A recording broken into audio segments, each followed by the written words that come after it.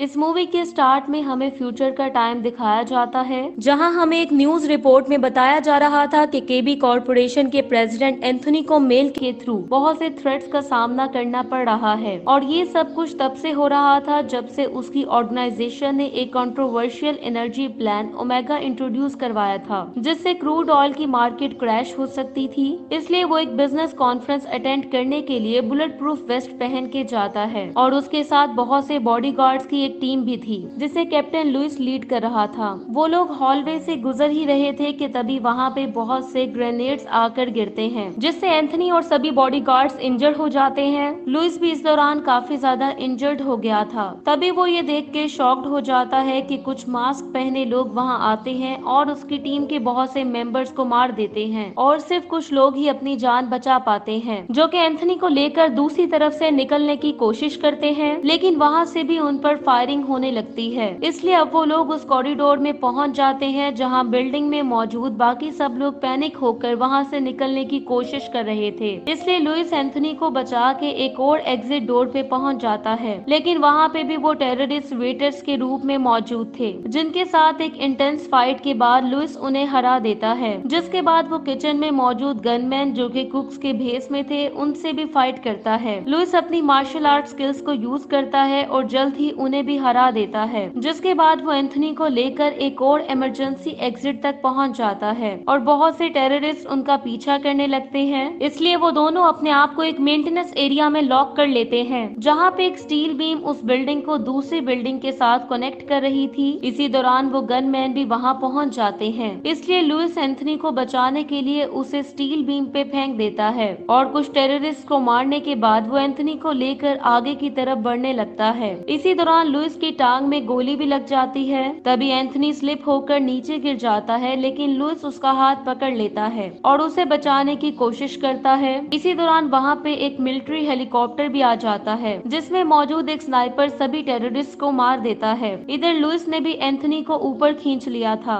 जो कि उसे थैंक्स कहता है। अब हम कुछ दिन बाद का सीन देखते हैं, जहाँ लुइस बीच पे मौजूद अपने घर में रिकवर हो रहा था। यहाँ हम उसकी डॉटर फैंग को भी देखते हैं, जो कि उसे कंपनी दे रही थी और उसके आर्म पे ड्राइंग बना रही थी और उसे हंसाने की कोशिश कर रही थी। तभी उसकी वाइफ वहां आती है और उसे बताती है कि पुलिस फोर्स उसकी रिटायरमेंट की तैयारी कर रही है, ताकि वो अपनी फैमिली के साथ टाइम स्पेंड कर सके और अच्छी तरह रिकवर हो सके। लेकिन लुइस ऐसा नहीं चाहता था, क्योंकि अभी भी उसे अपने साथियों के मरने का बहुत दुख था। इसी दौरान उनकी डोरबेल बजने लगती है। लुइस की वाइफ बाहर जाती है तो एक डिलीवरी मैन उसे एक बॉक्स देके चला जाता है, जिसमें एक बॉम्ब था, जो कि 30 सेकंड्स में ब्लास्ट होने वाला था। इसलिए लुइस की वाइफ अपने आप को बाथरूम में लॉक कर लेती है ताकि वो अपनी फैमिली को बचा सके। लेकिन जैसे ही ब्लास्ट होता है तो फैंग भी दूर जा गिरती है, क्योंकि वो डोर के करीब खड़ी थी। कुछ दिनों बाद हम फिर से लुइस को देखते हैं, जो कि अब अपनी बेटी के साथ चाइना टाउन के एक अपार्टमेंट में रहता था। वो दोनों जब ब्रेकफास्ट कर रहे थे तो तभी लुइस को एक कॉल आती है, जहाँ डॉक्टर उसे बताता है कि एक्सप्लोजन के दौरान फैंग के दिमाग में ब्लड क्लॉट आने की वजह से उसका ऑपरेशन करना पड़ेगा। लेकिन उस ऑपरेशन की कॉस्ट काफी ज्यादा थी, इसलिए उसे कुछ और पैसे मैनेज करना होंगे। जिसके बाद हम एक लेबोरेटरी का सीन देखते हैं, जहां एक एक्सोस्केलेटन जिसका कोड नेम पावर था, उसकी यूनिक एबिलिटीज का प्रदर्शन किया जा रहा था, ताकि इन्वेस्टर्स को अट्रैक्ट किया जा सके।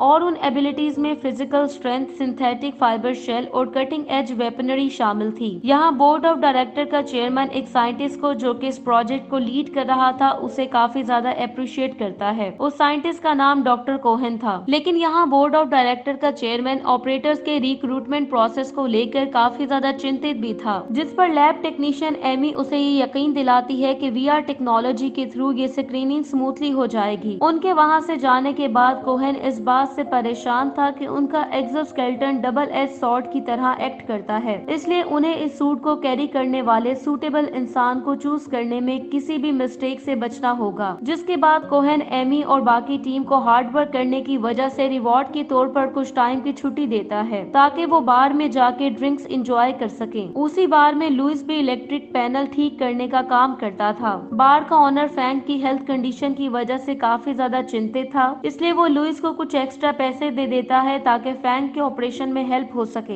दूसरी तरफ एमी वॉशरूम जाने लगती है तो वहाँ बैठा एक शख्स उसे फॉलो करने लगता है और वॉशरूम में पहुंचकर एमी पे अटैक कर देता है। लेकिन तभी वहाँ पे लुइस आ जाता है और एमी को बचा लेता है और उसे उठा के बाहर फेंकता है, जिसकी वजह से उस आदमी का साथी लुइस पे अटैक कर देता है, लेकिन लुइस उसे भी हरा देता है। इसी दौरान लुइस को पैनिक अटैक होता है, इसलिए उसे हॉस्पिटल ले जाया जाता है और एमी को उसे थैंक्स कहने का मौका भी नहीं मिलता, इसलिए वो अपने दोस्तों के साथ वहाँ से चली जाती है। अगली सुबह एमी लुइस के घर आती है और उसकी बेटी के साथ बातें करने लगती है, जबकि लुइस को लगता है कि शायद वो भी कोई टेररिस्ट है। जिसके बाद वो कल रात के हीरोइज्म के लिए उसे थैंक्स बोलती है और फ्रैंक को कुछ गिफ्ट्स भी देती है। एमी उसकी कॉम्बैट स्किल्स से काफी इम्प्रेस लग रही थी, लेकिन लुइस उसे अपने आप को एक हार्ड वर्किंग रिपेयरमैन के तौर पे इंट्रोड्यूस करवाता है। जिसके बाद एमी उसे अपना बिजनेस कार्ड देती है और लैब में उसे एक सिक्योरिटी गार्ड की जॉब भी ऑफर करती है, लेकिन लुइस उसकी ऑफर रिस्पेक्टफुली टर्न डाउन कर देता है और ये एडमिट करता है कि उसने उस लाइफ को बहुत पहले ही छोड़ दिया था। अब जैसे ही एमी वहाँ से जाने लगती है तो तभी उन्हें दूसरे रूम से शोर की आवाज आती है। वो दोनों भाग के वहाँ जाते हैं तो फैंग उधर बेहोश पड़ी थी। वो फैंग को बेड पे लेटाते हैं जहाँ एमी अपनी स्किल्स को यूज करती है, जिससे फैंग को होश आ जाता है, जिस पर लुइस फैंग को बचाने की वजह से एमी को थैंक्स बोलता है। नेक्स्ट सीन में हम देखते हैं कि लुइस को हॉस्पिटल से कॉल आती है और उसे बताया जाता है कि 2 दिन बाद उसकी बेटी का ऑपरेशन होगा और उसे उसकी पूरी फीस पे करना होगी। ये सुनकर लुइस काफी ज्यादा परेशान हो जाता है क्योंकि उसके पास अभी तक इतने पैसे जमा नहीं हुए थे, इसलिए अब वो एमी की जॉब ऑफर के बारे में सोचने लगता है और अगले दिन वो तैयार होकर एमी की लैब में पहुंच जाता है, जहां एमी उसे देख के काफी सरप्राइज्ड हो जाती है।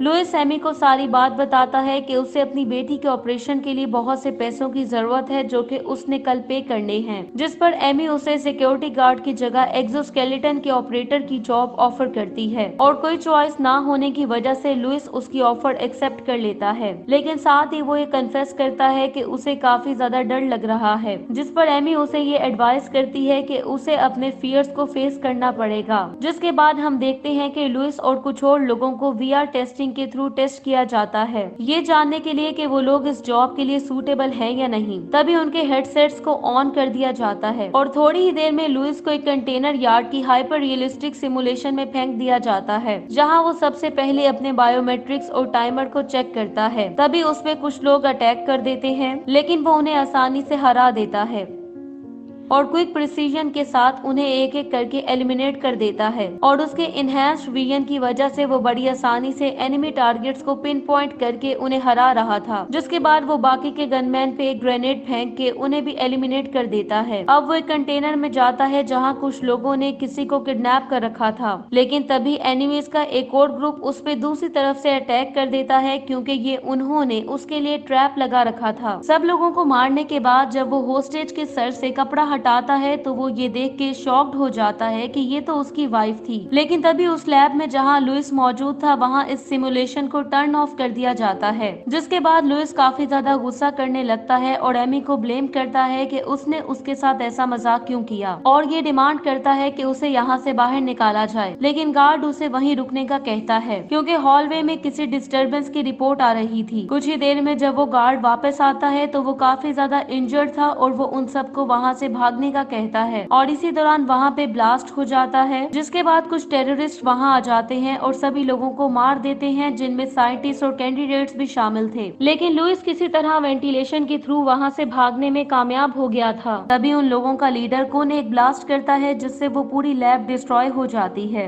जबकि कुन और उसकी टीम बड़े आराम से एलिवेटर के थ्रू वहाँ से चले जाते हैं। दूसरी तरफ लुइस एक मेडिकल क्लोजेट तक पहुँच जाता है और अपने जख्मों पे पट्टी करने लगता है, जबकि इस दौरान एक और टीम जिसको स्टीवन लीड कर रहा था वो लोग सभी रिसर्चर्स और स्टाफ मेंबर्स को मार देते हैं और बाकी बच जाने वाले एम्प्लॉयज जिनमें डॉक्टर कोहेन और एमी भी शामिल थे उन्हें एक जगह इकट्ठा करने लगते हैं। तभी वहाँ पे कुन भी अपनी टीम के साथ पहुँच जाता है और वो लोग उन एम्प्लॉयज को होस्टेज बना लेते हैं। दूसरी तरफ हम लुइस को देखते हैं जो कि अब हॉलवे तक पहुँच जाता है जहाँ बहुत सी डेड बॉडीज पड़ी हुई थी। जिसके बाद वो कंट्रोल रूम में जाता है जहाँ वो लाइव वीडियो में उस रूम को देखता है जहाँ सब मौजूद थे थे। यहाँ कुन ये रिवील करता है कि वो उस एक्सोस्केलेटन का कोर डेटा चोरी करना चाहता है ताकि वो उस आर्मर को अपने बुरे कामों के लिए यूज कर सके। डॉक्टर कोहेन पहले तो उन टेररिस्ट के साथ नेगोशिएट करने से इनकार कर देता है, लेकिन जब कुन उसके कोलीग्स को शूट करने लगता है तो डॉक्टर कोहेन उस डेटा को अनलॉक कर देता है। दूसरी तरफ लुइस, जो ये सब कुछ देख रहा था, उसे एक टेररिस्ट होस्टेज बना लेता है, लेकिन लुइस उससे गन छीनकर उसी पे ही पॉइंट कर देता है। इधर कुन उस गनमैन से कांटेक्ट करने की कोशिश करता है, जिसकी वजह से डॉक्टर कोहेन को मौका मिलता है और वो सेल्फ डिस्ट्रक्ट पासवर्ड एंटर कर देता है, जिससे सोर्स डेटा कुछ ही मिनटों में डिस्ट्रॉय हो जाना था। लेकिन कुन डॉक्टर को ऐसा करते हुए देख लेता है और उसे शूट कर देता है और अपनी टीम को सभी होस्टेज को एलिमिनेट करने के लिए प्रिपेयर होने का कहता है। लेकिन तभी लुइस फायर अलार्म ऑन कर देता है, जिससे वो लोग डिस्ट्रैक्ट हो जाते हैं और लुइस की लोकेशन की तरफ जाने लगते हैं। जबकि इस दौरान एमी कुन से उन लोगों को ना मारने की रिक्वेस्ट करने लगती है और कहती है कि वो डिस्ट्रक्शन प्रोसेस को रोककर एक्सोस्केलेटन डेटा को रिकवर कर सकती है, जिस पर कुन मान जाता है। दूसरी तरफ हम लुइस को देखते हैं, जिसने उसी टेररिस्ट का यूनिफॉर्म पहना हुआ था जिसे उसने होस्टेज बनाया था, और वो हॉलवे में आने वाले टेररिस्ट को बड़ी आसानी से एलिमिनेट कर देता है। दूसरी तरफ स्टीवन कंट्रोल रूम में पहुंच जाता है और वहां से अपने टीम मेंबर्स की डेड बॉडीज को देखता है और इस बारे में कुन को अलर्ट कर देता है, जो कि उस बच जाने वाले इंसान का शिकार करके उसे मारने के लिए काफी ज्यादा एक्साइटेड हो जाता है। कुछ देर बाद लुइस एक और हॉलवे में एंटर होता है, जहां स्टीवन और उसके टीम मेंबर्स उसे देख लेते हैं और उसे आइडेंटिटी प्रूफ के लिए अपना हेलमेट उतारने का कहते हैं। लेकिन जब लुइस अपने फिंगर ट्रिगर पे रखता है तो स्टीवन को ये रियलाइज हो जाता है कि ये उनमें से नहीं है, इसलिए वो लुइस पे अटैक कर देता है।